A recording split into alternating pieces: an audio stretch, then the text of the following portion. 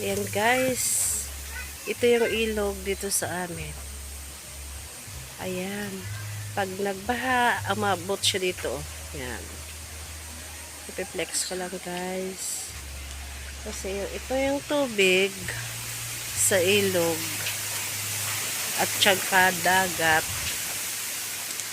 Nagkakasalubong. Kaya sobrang laki ng baha pag malakas ang ulan.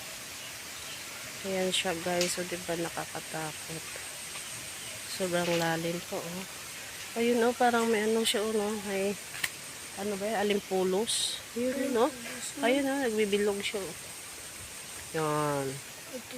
O diba yung ibang tubig pag galing bukid dito siya ano, baliktad eh. Yan, ang daloy ng tubig baliktad. Dito, gid sa punta-punta, may syukoy na to. Oo, ang bal nito, Michael. Baka ikaw ang syukoy. Ako man. Yan guys. Diba nakakatakot na ilog.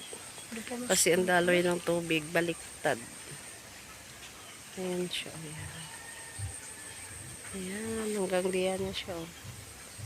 Ayan ang tubig. Sana yun? Ayan.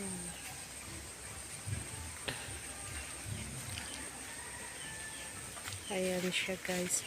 May puno pa ng santal. Ayan ang ano, sa sobrang lakas ng hangin at ulan. Yan, daming mga saging natumba. Tinumba ng bagyo. Ayan guys, ang lawak ng ilog na to.